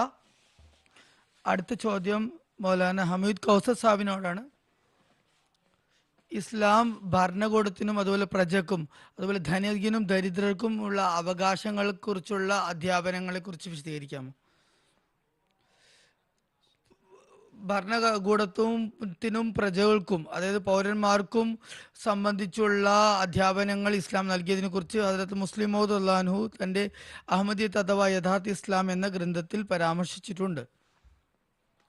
ചുരുക്കി പറയുകയാണെങ്കിൽ ഇസ്ലാം എല്ലാ പൗരന്മാർക്കും എല്ലാ പ്രജക്കും അവകാശം നൽകുന്നത് ഇന്നല്ലാഹ യഅ്മുറുക്കും അൻ തവദ്ദുൽ അമാനാത്തി ഇലാ അഹ്ലിഹ, അതായത് നിങ്ങൾ നിങ്ങളുടെ അമാനത്തുകൾ സൂക്ഷിപ്പ് മുതലുകളെ അതിന് അവകാശപ്പെട്ടവർക്ക് അർഹരായവർക്ക് നൽകുക. അതായത് ഇവിടെ ഒരു അവകാശം നൽകിയിരിക്കുന്നത്, ഒരു പൗരന് അവകാശം നൽകുന്നത് ഒരു രാജ്യത്തെ താമസിക്കുന്ന വ്യക്തിക്ക് തൻ്റെ രാജ്യത്തെ ഭരണകർത്താക്കളെ തിരഞ്ഞെടുക്കുന്നതിന് വേണ്ടി അവകാശം നൽകിയത്. ഇസ്ലാം തിരഞ്ഞെടുപ്പിനെയാണ് മുന്തിക്കുന്നത്, ഷൂറയെ കൂടിയാലോചന സഭയെയാണ് മുന്തിക്കുന്നത്. ഇസ്ലാം ഓരോ പൗരനോടും പറയുന്നത് വോട്ട് നൽകുക എന്നത് നിങ്ങളുടെ അവകാശമാണ്, അത് നിങ്ങളുടെ ഉത്തരവാദിത്തമാണ്. മറ്റൊരു കടമ നിങ്ങളുടെ ഉത്തരവാദിത്തം എന്ന് പറയുന്നത് ഇതിന് യോഗ്യരായ അർഹരായവരെ നിങ്ങൾ നോക്കണം. ഇത് അവർക്ക് ഉത്തരവാദിത്തം നിറവേറ്റാൻ സാധിക്കണം. അത് നിറവേറ്റാൻ കഴിയാത്ത മറ്റെന്തെങ്കിലും കാരണത്താൽ വോട്ട് നൽകുന്നത് നമുക്ക് നോക്കാം. അവികസിത രാജ്യങ്ങളിൽ ശത്രുത മുഖേന ഭീഷണിപ്പെടുത്തിക്കൊണ്ട് അതുപോലെ തന്നെ ഇത് കോഴ കൊടുത്തുകൊണ്ടൊക്കെ തന്നെ ഇത് വോട്ട് നടക്കുന്നു. എന്നാൽ ഇസ്ലാം പറയുന്നത് സ്വന്തം ഇഷ്ടപ്രകാരം സ്വേച്ഛപ്രകാരം നിങ്ങൾ ഭരണകർത്താക്കൾ ആരാണെന്ന് നിങ്ങൾ അവർക്ക് യോഗ്യരായവരെ നിങ്ങൾ തിരഞ്ഞെടുക്കേണ്ടതുണ്ട്. എന്നാൽ തിരഞ്ഞെടുക്കപ്പെട്ടവർ അത് അമാനത്തായി സൂക്ഷിപ്പ് മുതലായി കണക്കാക്കണം. തങ്ങളുടെ ഉത്തരവാദിത്തം, തങ്ങളുടെ ഭാരവാഹിത്വം അല്ലെങ്കിൽ തങ്ങളുടെ ഈ ഒരു ഔദ്യോഗിക പദവി എന്നതും അമാനത്താണ്. അമാനത്ത് സൂക്ഷിപ്പ് മുതൽ എന്നത് ആരുടെയെങ്കിലും കുത്തവകാശമല്ല, അതിനെ ഒരു ഉടമസ്ഥാവകാശമായി കണക്കാക്കാൻ പാടില്ല. ഇത് ആരുടെ പക്കലും എന്നേക്കും നിലനിന്നിട്ടുമില്ല, നിലനിൽക്കുന്നതല്ല. അതുകൊണ്ട് തന്നെ ഇതിനെ പൂർണ്ണമായും ഇതിൻ്റെ കടമകൾ നിറവേറ്റേണ്ടതുണ്ട്. ഇനി കടമകളെ കുറിച്ച് പറയുകയാണെങ്കിൽ ഇവിടെ മുസ്ലിം പറയുകയുണ്ടായി, റസൂലുള്ളാഹി സ്വല്ലല്ലാഹു അലൈഹി വസല്ലം പറയുകയുണ്ടായി, കുല്ലുക്കും റാഇൻ വ കുല്ലുക്കും മസ്ഊലുൻ അൻ റഅയ്യതിഹി, നിങ്ങളിൽ ഓരോരുത്തരും തന്നെ ആട്ടിടയന്മാരാണ്, നിങ്ങൾ നിങ്ങളുടെ ആട്ടുമാടുകളുടെ ഉത്തരവാദിത്വം നിങ്ങൾക്കാണ്. തുടർന്ന് പറഞ്ഞു, അൽ ഇമാമു റാഇൻ വഹുവ മസ്ഊലുൻ അൻ റഅയ്യതിഹി, റായിൻ എന്നാണ്, അതായത് ആട്ടിടയൻ എന്ന അറബി അക്കുള്ള തത്വ പദമാണ് റായിൻ. ആട്ടിടയൻ തൻ്റെ ആട്ടുമാടുകളെ എന്താണ് ചെയ്യുന്നത്? ഏറ്റവും നല്ല മേച്ചിൽപ്പുറം അവർക്ക് വേണ്ടി തിരഞ്ഞെടുക്കും, നല്ല ഭക്ഷണം അവർക്ക് ഒരുക്കി കൊടുക്കും. അതിനുശേഷം മറ്റുള്ളവരുടെ അപകടങ്ങളിൽ നിന്നും, അതായത് ശത്രുക്കളുടെ അപകടങ്ങളിൽ നിന്നും, മറ്റു മൃഗങ്ങളിൽ നിന്നും, അതുപോലെ തന്നെ മറ്റു രോഗങ്ങളിൽ നിന്നും, അതുപോലെ തണുപ്പിൻ്റെയും ചൂടിൻ്റെയും ആധിക്യത്തിൽ നിന്നും ഒക്കെ തന്നെ രക്ഷപ്പെടുത്തേണ്ട ഉത്തരവാദിത്വം ആട്ടിടയൻ്റെതാണ്. ആട്ടിടയൻ തൻ്റെ ആട്ടുമാടുകളെ, ആട്ടിൻ പറ്റങ്ങളെ ഇങ്ങനെ സംരക്ഷിക്കുന്നതാണ്, അത് അവൻ്റെ ഉത്തരവാദിത്വമാണ്. അടുത്ത ഉത്തരവാദിത്വം എന്നുള്ളത്, ഒരു ഭരണാധികാരി തിരഞ്ഞെടുക്കപ്പെട്ടാൽ സയ്യിദുൽ ഖൗമി ഖാദിമുഹും എന്നാണ് ഇസ്ലാം പഠിപ്പിക്കുന്നത്. അതായത് അങ്ങനെയുള്ള ഭരണകർത്താക്കൾ അവർ തങ്ങളെ പ്രമാണിമാരായല്ല, നേതാക്കന്മാരായല്ല, മറിച്ച് സേവകരായാണ് കണക്കാക്കേണ്ടത്. ഇസ്ലാം പഠിപ്പിക്കുന്നത് നേതാക്കന്മാർ സേവകരായി തങ്ങളെ കണക്കാക്കണമെന്നാണ്. ഹസരത്ത് മുസ്ലിം മൗദ് തൻ്റെ ഗ്രന്ഥത്തിൽ ഇതിനെക്കുറിച്ചുള്ള ഉദാഹരണം സമർപ്പിച്ചത് ഇപ്രകാരമാണ്. ഹസരത്ത് ഉമർ റളിയല്ലാഹു അൻഹു തൻ്റെ ഖിലാഫത്ത് കാലഘട്ടത്തിൽ മദീനയിൽ ചുറ്റിത്തിരിയുമായിരുന്നു, രാത്രി റോന്തു ചുറ്റുമായിരുന്നു. പ്രത്യേകമായ നിലയിൽ അവസ്ഥകളെക്കുറിച്ച് അറിയാൻ വേണ്ടി, അതുപോലെ അന്വേഷണം നടത്താൻ വേണ്ടി, എന്താണ് നടക്കുന്നതെന്ന് മനസ്സിലാക്കാൻ വേണ്ടി. ഒരിക്കൽ അദ്ദേഹം ഒരു വീട്ടിൻ്റെ അടുത്തെത്തി, കുട്ടികൾ കരയുന്ന ശബ്ദം കേട്ട് ആ വീട്ടിലേക്ക് പ്രവേശിച്ചപ്പോൾ അദ്ദേഹത്തിൻ്റെ വസ്ത്രം കാരണം അദ്ദേഹം തിരിച്ചറിയപ്പെടുമായിരുന്നില്ല. ആ കുട്ടികൾ എന്തിനാണ് കരയുന്നതെന്ന് അവിടെ ഉണ്ടായിരുന്ന സ്ത്രീയോട് ചോദിച്ചപ്പോൾ പറഞ്ഞു, വീട്ടിൽ പാകം ചെയ്യാൻ ഒന്നും തന്നെ ഇല്ല, ഞാൻ ഈ വെള്ളം ഇവിടെ തിളപ്പിച്ചുകൊണ്ടിരിക്കുകയാണ്, ഇത് തിളച്ചുകൊണ്ടിരിക്കും, കുട്ടികളെ ആശ്വസിപ്പിച്ചുകൊണ്ട് അവസാനം ഇവർ തളർന്ന് കിടന്നുറങ്ങും, അങ്ങനെയാണ് ഇത് അവസാനിക്കുക എന്ന് പറയുന്നത്. ഹദ്രത്ത് ഉമർ റളിയല്ലാഹു അൻഹു അവിടെ നിന്നും തിരിച്ചു വന്നു, ബൈത്തുൽ മാൽ ട്രഷറിലേക്ക് പോയി അവിടെ നിന്നും ഗോതമ്പ്, ആട്ട, ഇറച്ചി, കാരക്ക ഒക്കെ തന്നെ എടുത്ത്. അപ്പോൾ അവിടെ ഉണ്ടായിരുന്ന സേവകൻ പറഞ്ഞു, ഞാനിത് ഈ ഭാരം എടുക്കാമെന്ന് പറഞ്ഞപ്പോൾ അദ്ദേഹം പറഞ്ഞു, ഇല്ല, ഈ ഭാരം വഹിക്കേണ്ടത് ഞാൻ തന്നെയാണ്. അള്ളാഹു കയാമത്ത് നാളിൽ ചോദിക്കുമ്പോൾ ഞാൻ തന്നെയായിരിക്കും ഇതിന്റെ ഉത്തരവാദി. ഈ പട്ടിണി പാവങ്ങൾക്ക് ഭക്ഷണം കൊടുക്കേണ്ട ഉത്തരവാദിത്തം എനിക്കാണ്, അതുകൊണ്ട് ഞാൻ തന്നെ ഇത് വഹിച്ചോളാം എന്ന് പറഞ്ഞു. ഇതാണ് സയ്യിദുൽ ഖൗമി ഖാദിമു എന്നതിന്റെ മികച്ച ഉദാഹരണം. ഹദ്രത്ത് മസീഹ് മൗഊദ് അലൈഹി സ്വലാത്തു വസ്സലാം തൻ്റെ കാലഘട്ടത്തിൽ ഹദ്രത്ത് ഗുൽ മുഹമ്മദ് സാബ് എന്നൊരു വ്യക്തി ഉണ്ടായിരുന്നു. മലയർകോട്ടല വാസിയായിരുന്നു. കാദിയാനിൽ മസീഹ് ഇസ്ലാമിൻ്റെ കാലഘട്ടത്തിൽ വരുന്ന വ്യക്തിയായിരുന്നു. അദ്ദേഹം പറയുമായിരുന്നു, 9-9:30 മണിക്ക് രാത്രി ഹദ്രത്ത് മസീഹ് മൗഊദ് അലൈഹി ഇസ്ലാം കിണറിൻ്റെ അടുക്കിലേക്ക് പോകും. കിണർ എന്നതുകൊണ്ട് ഉദ്ദേശം നസാർത്ത് ഉമൂറാമ ഓഫീസിൻ്റെ മുന്നിൽ ഇപ്പോൾ അടയാളമുണ്ട്. ആ കാലഘട്ടത്തിൽ അവിടെയുള്ള കിണറ്റിലെ വെള്ളം ആ ഭാഗത്തുള്ള പ്രദേശത്തുള്ളവരൊക്കെ ഉപയോഗിക്കുമായിരുന്നു. അവിടെ പോയപ്പോൾ ഹദ്രത്ത് മസീഹ് മൗഊദ് അലൈഹി സ്വലാത്തു വസ്സലാമിൻ്റെ കയ്യിൽ ഒരു പാലിൻ്റെ പാത്രവും അതുപോലെ തന്നെ ഡബിൾ റോട്ടിയും ഉണ്ടായിരുന്നു. അതെടുത്ത് ഗുൽ മുഹമ്മദ് സാഹിബിന് ചോദിച്ചു. അദ്ദേഹം ചോദിച്ചു, ബാബാജി, ഏതെങ്കിലും അതിഥി വിശന്നിരിക്കുകയാണെന്ന് ചോദിക്കണ്ടേ. അവിടെ അടുത്ത് തന്നെ അതിഥി മന്ദിരം ഉണ്ടായിരുന്നു, ലങ്കർഖാൻ ഉണ്ടായിരുന്നു. അവിടേക്ക് പോയി അവിടെ ചോദിച്ചു, എല്ലാവരോടും ചോദിച്ചു. അപ്പോൾ ആരും വിശന്നിരിക്കില്ല എന്ന് പറയണ്ടേ. അപ്പോൾ അവിടെ നിന്ന് തിരിച്ചു വന്നു. ഹദ്രത്ത് മസീഹ് ഇസ്ലാം ആരാണ് അതിഥി വിശന്നിരിക്കുന്നതെന്ന് അന്വേഷിച്ച് ഈ പണ്ടത്തെ മദ്രസ അഹമ്മദിയൻ്റെ മുന്നിലുള്ളൊരു കടയുണ്ടായിരുന്നു, ബായ് ഷെർ മുഹമ്മദ് സാഹിബിൻ്റെ. അവിടെ ഒരു വ്യക്തിയെ കണ്ടു, ചോദിച്ചു, ഞാൻ റൊട്ടിയും പാലും കഴിക്കണമെന്ന് അദ്ദേഹം പറഞ്ഞപ്പോൾ മസീഹ് അലൈഹി ഇസ്ലാം അത് കൊടുക്കുകയുണ്ടായി. ഇതാണ് ഇമാം റായിൻ, അതായത് തൻ്റെ പ്രജകളെ കുറിച്ച് ചിന്തയുള്ള വ്യക്തിക്ക് അള്ളാഹു പറഞ്ഞു കൊടുത്തു ഒരു അതിഥി പട്ടിണി കിടക്കുകയാണ്. അങ്ങനെ അദ്ദേഹം ആ പട്ടിണി കിടക്കുന്ന വ്യക്തി തിരഞ്ഞു നടക്കുകയാണ്. ജമാഅത്ത് അഹമ്മദിയുടെ വ്യതിരിക്ത സ്വഭാവമാണിത്. ഇന്ന് വരെയുള്ള അഹമ്മദി ജമാഅത്തിലെ എല്ലാ ഖലീഫന്മാരുടെയും കൽപ്പന എന്നത് ഒരു അഹമ്മദിയും രാത്രി പട്ടിണി കിടന്നുറങ്ങരുതെന്നാണ്. അതിനുവേണ്ടി ഉത്തരവാദിത്വം ഏൽപ്പിച്ചത് സദർമാരും പണ്ഡിതന്മാരും ഭാരവാഹികൾക്കുമാണ്. ഇന്ന് ഇന്ത്യയിൽ നോക്കുക, കാദിയാനിൽ നോക്കുക, ഹദ്രത്ത് ഖലീഫത്തുൽ മസീഹ് ഖാമിസ് അയ്യദുല്ലാഹ് തആല ബിൻ അസീസിന്റെ കൽപ്പന പ്രകാരം ഇവിടെ വരുന്ന യാചകർ, അന്യരുമാകട്ടെ അഹമ്മദികളുമാകട്ടെ, ഇവിടെ ചോദിച്ചു വരുന്നവർക്ക് അഹമ്മദികൾക്ക് പ്രത്യേക സംവിധാനമുണ്ട്. അന്യർ വന്നാലും ഒരിക്കലും അവർ പട്ടിണി കിടക്കുന്നതല്ല, അവരുടെ എല്ലാ ആവശ്യങ്ങളും പൂർത്തിയാക്കാനുള്ള എല്ലാ ശ്രമങ്ങളും നടത്താറുണ്ട്. അതായത് ഭരണകർത്താക്കൾ, ഇമാമുമാർ, നേതാക്കന്മാർ തങ്ങളുടെ പ്രജകളുടെ ആട്ടിടയന്മാരാകുന്നു. തങ്ങളുടെ പ്രജകളെക്കുറിച്ച്, തങ്ങളുടെ പൊതുജനങ്ങളെക്കുറിച്ച്, തങ്ങളുടെ കീഴുദ്യോഗസ്ഥരെ കുറിച്ച്, തങ്ങളുടെ കീഴിൽ ജോലി ചെയ്യുന്നവരെ കുറിച്ച് ചിന്തിക്കേണ്ടതുണ്ട്. ഈ അവസരത്തിൽ ഞാൻ മുസ്ലിം സഹോദരന്മാരോട് വളരെ ഹൃദയവേദനയോട് പറയാൻ ആഗ്രഹിക്കുന്നത്, നിങ്ങൾക്കിപ്പോൾ ഒരു ആട്ടിടയനുമില്ല, നിങ്ങൾക്കൊരു ഉമർ റളിയല്ലാഹു പോലെ ഒരു മേൽനോട്ടക്കാരനുമില്ല, നിങ്ങൾക്ക് ഒരു നേതാവുമില്ല. ഹസ്രത്ത് മിർസ ഗുലാം മുഹമ്മദ് ഖാദിയാനി അലി ഇസ്ലാം പോലെ നിങ്ങൾക്ക് ഇക്കാലഘട്ടത്തിൽ യാതൊരു നേതാവുമില്ല. ഹസ്രത്ത് മിർസ മസൂർ അഹമ്മദ് അയ്യദുല്ലാഹ് തആല ബിൻ അസീസിന്റെ പോലുള്ള ഒരു നേതാവുമില്ല. ശത്രുക്കളുടെ, ചെന്നായകളുടെ ആക്രമണങ്ങളിൽ നിന്ന് രക്ഷപ്പെടാൻ നിങ്ങൾ ആഗ്രഹിക്കണമെങ്കിൽ നിങ്ങൾ ഈ ജമാഅത്തിൽ പ്രവേശിക്കേണ്ടതുണ്ട്. അള്ളാഹുവിന്റെ യുക്തിയും ഇതാണ് ആഗ്രഹിക്കുന്നത്. ഒരു കാര്യം ഇതാണ്. രണ്ടാമത്തെ കാര്യം പബ്ലിക്കിൻ്റെതാണ്. ഇന്നല്ലാഹ യഅ്മുറു, അള്ളാഹു പബ്ലിക്കിനോട് പറയുന്നത് അത്തിയുല്ലാഹ് വ അത്തിയു റസൂൽ വ ഉലിൽ അംറി മിൻകും എന്നാണ് പറഞ്ഞത്. പബ്ലിക്, ഒരു പ്രജക്ക്, ഒരു പൗരന് വേണ്ടത് ഇസ്ലാം നൽകിയ, അവന് ചുമത്തിയ ഉത്തരവാദിത്വം എന്ന് പറയുന്നത് പൂർണ്ണമായ അനുസരണമാണ്. ഹദ്രത്ത് മസീഹ് മൗഊദ് അലൈഹി സ്വലാത്തു വസ്സലാം ഉലിൽ അംർ എന്നതുകൊണ്ട് ഉദ്ദേശം ഭരണകർത്താക്കളാണ്. നിലവിലെ ഭരണകർത്താക്കളുടെ എല്ലാ ഉത്തരവുകളും പാലിക്കേണ്ടതുണ്ട്. അള്ളാഹുവിൻ്റെയും അവൻ്റെ റസൂലിൻ്റെയും കൽപ്പനകൾക്ക് എതിർ നിൽക്കാത്ത എല്ലാ ഉത്തരവുകളും പാലിക്കേണ്ടത്. ഇങ്ങനെയാണ് ഭരണകർത്താക്കളെ നമ്മൾ അനുസരിക്കേണ്ടത്. അതിനകത്ത് മുസ്ലിം മോദുല്ലാഹുൻഹു തൻ്റെ ഈ ഗ്രന്ഥത്തിൽ മറ്റൊരു സുവർണ തത്വം എഴുതിയത് ഓരോ പൗരന്മാരും ചിന്തിക്കേണ്ടത് അവൻ തൻ്റെ രാജ്യത്തിന് വേണ്ടി എന്താണ് ചെയ്യുന്നതെന്ന് ആലോചിക്കേണ്ടതുണ്ട്. രാജ്യത്തിൻ്റെ പുരോഗതിക്കും അഭിവൃദ്ധിക്കും വേണ്ടി എന്താണ് ചെയ്യുന്നതെന്ന് ചിന്തിക്കേണ്ടതുണ്ട്.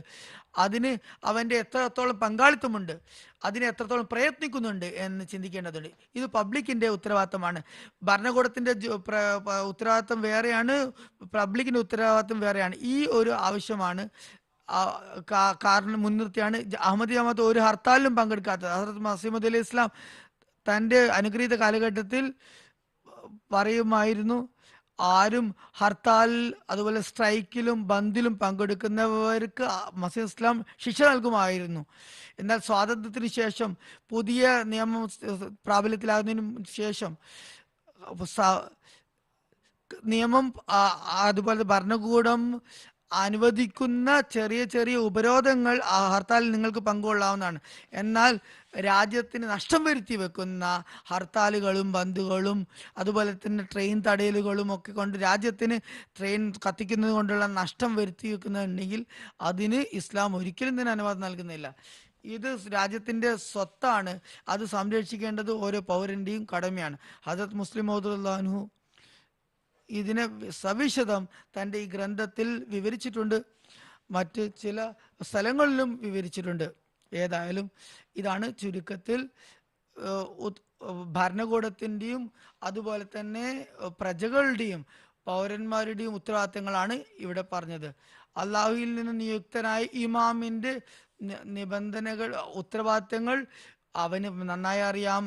ഖുറാന്റെയും ഹദീസിന്റെ വെളിച്ചത്തിൽ അതനുസരിച്ച് അവർ പ്രവർത്തിപ്പിക്കുന്നു. അത് മുഖേന ഒരുപാട് അനുഗ്രഹങ്ങളും ചൊരിയപ്പെടുന്നു. ഇതാണ് ഹദരത്ത് മുസ്ലിം മൗദുല്ലാഹു പരാമർശിച്ച കാര്യങ്ങളുടെ രത്ന ചുരുക്കം. ജസാക്കുമുള്ള ആസനുൽ ജസാ. ഇത് സംബന്ധമായി എൻ്റെ അടുത്ത ചോദ്യം മൗലാന കെ താരിഖ് സാഹിബിനോടാണ്. മുസ്ലിം വിഭാഗങ്ങളിൽ ഇസ്ലാമിക ഭരണം സ്ഥാപിക്കുന്നതിനെ സംബന്ധിച്ചുള്ള ചർച്ചകൾ നടക്കുന്നുണ്ട്. എന്നാൽ ഇസ്ലാമിക ഭരണത്തിൻ്റെ കടമകൾ എന്തൊക്കെയാണെന്നുള്ള അറിവ് അവർക്കില്ല. ഞാൻ ചോദിക്കുന്നത്, ഇസ്ലാമി ഭരണകൂടത്തിൻ്റെ അവരുടെ എന്തെല്ലാം അവകാശങ്ങൾ നൽകേണ്ടത്, അതിനെക്കുറിച്ച് എന്താണ് പറഞ്ഞിരിക്കുന്നത്? ജസാക്കുമുല്ലാഹു ജസാ. ഇന്ന് അള്ളാഹുവിൻ്റെ അനുഗ്രഹത്താൽ ലോകത്ത് 50-ലധികം ഇസ്ലാമിക ഭരണകൂടങ്ങളുണ്ട്.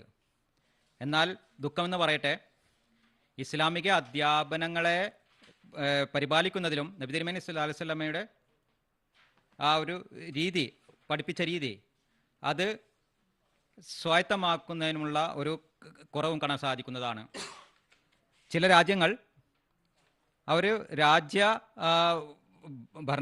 ഭരണത്തിൽ മതത്തെ ഇടകലർത്തുന്നു. എന്നാൽ അള്ളാഹു വളരെ വ്യക്തമായി പറഞ്ഞിട്ടുള്ളത് ലാ ഇക്രാഹ ഫിദ്ദീൻ, ദീനിനെ സംബന്ധിച്ച്, മതത്തെ സംബന്ധിച്ച് യാതൊരു ബലാത്കാരവുമില്ല.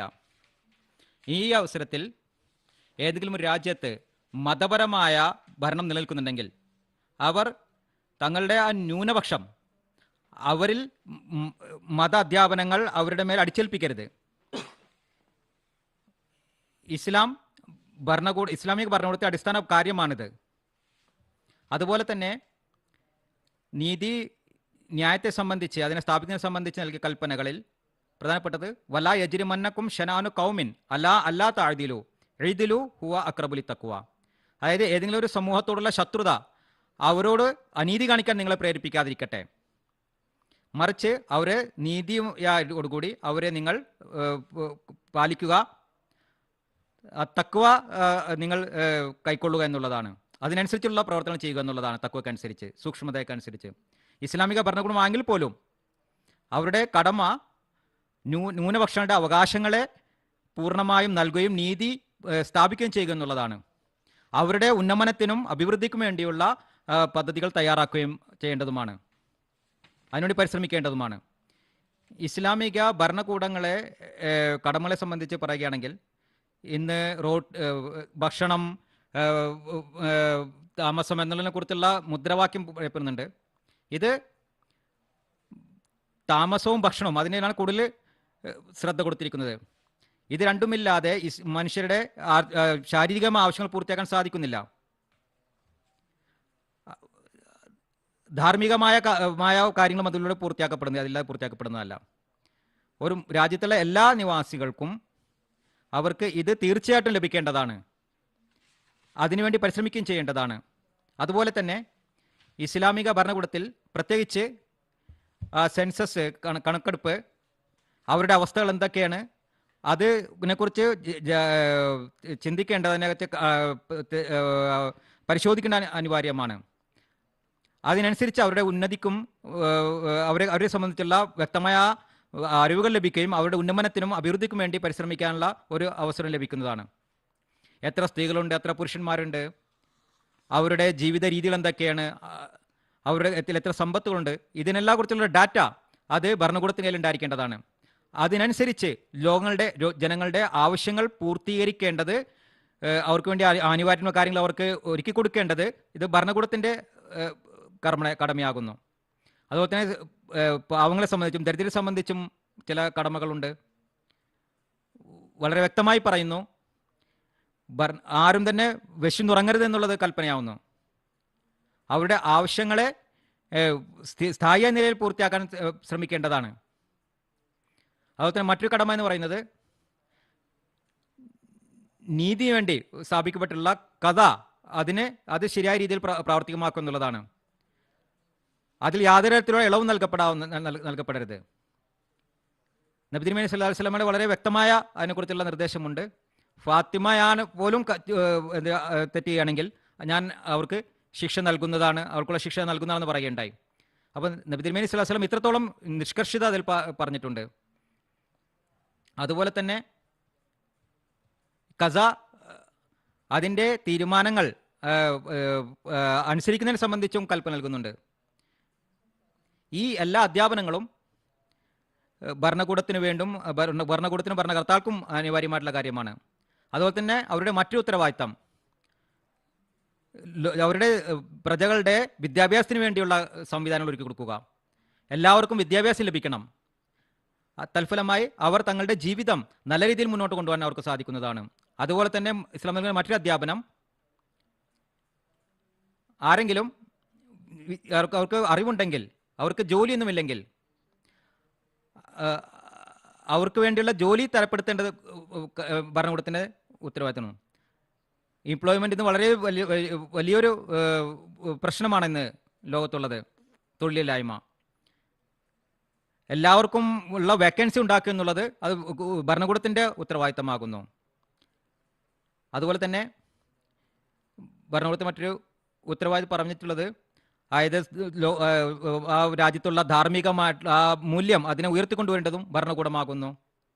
അതുപോലെ തന്നെ സ്വഭാവത്തെ നന്നാക്കുന്നതിനെ സംബന്ധിച്ചുള്ള കാര്യങ്ങളും, അതുപോലെ തന്നെ രാജ്യത്ത് ആന്തരികമായ നിലയിൽ ശാന്തി സമാധാനം നിലനിർത്തുന്നതിനുള്ള പദ്ധതികൾ ഒരുക്കേണ്ടതും ഭരണകൂടത്തിന് കടമയാകുന്നു. അതായത് ആ രീതിയിലുള്ള ഒരു ഭരണകൂടത്തിന് എന്തെല്ലാം ക്വാളിറ്റികൾ ഉണ്ടായിരിക്കേണ്ടത് അതെല്ലാം തന്നെ ഇസ്ലാം വളരെ വ്യക്തമായി നമുക്ക് വിശദീകരിച്ചിട്ടുണ്ട്. വിശുദ്ധ ഖുർആനിലും അതുപോലെ തന്നെ നബി തിരുമേനി സ്വല്ലല്ലാഹു അലൈഹി വസല്ലമയുടെ ഹദീസുകളും ഇത് സംബന്ധിച്ച് ധാരാളം അധ്യാപനങ്ങൾ നമുക്ക് ലഭിക്കുന്നതാണ്. ഇനി അഥവാ ഏതെങ്കിലും ഒരു ഭരണകൂടം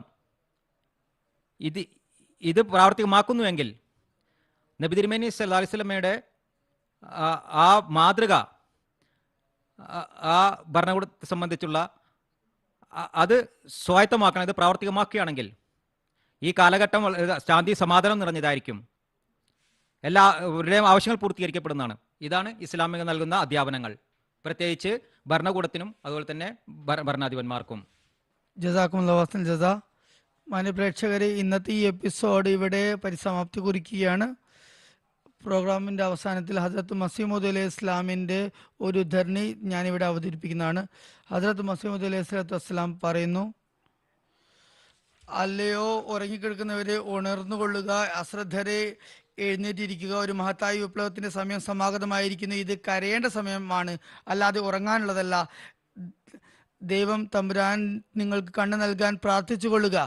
അപ്രകാരം നിങ്ങൾക്ക് നിലവിലെ അന്ധകാരത്തെ പൂർണ്ണമായും കാണുവാനാകാൻ, അതുപോലെ ഈ അന്ധകാരത്തെ വിഭാടനം ചെയ്യാൻ ദേവകാരുണ്യം സജ്ജമാക്കിയ പ്രകാശത്തെ ദർശിക്കുവാനും രാത്രിയുടെ അന്ത്യയാമങ്ങളിൽ ഉണർന്നുകൊണ്ട് അള്ളാഹുവിനോട് വിലാപത്തോടെ കരഞ്ഞുകൊണ്ട് സന്മാർഗം തേടുവിൻ. ദൈവിക ജമാഅത്തിനെ അനർഹമായി ഇല്ലാതാക്കാനായി ശാപ പ്രാർത്ഥന നടത്താതിരിക്കുവാൻ, അതിനായി പദ്ധതികളും ഇടാതിരിക്കുവാൻ. അള്ളാഹു നിങ്ങളുടെ അശ്രദ്ധയുടെയും അബദ്ധത്തിന്റെയും ഉദ്ദേശങ്ങളെ പിന്തുടരുന്നവനല്ല. അവൻ നിങ്ങൾ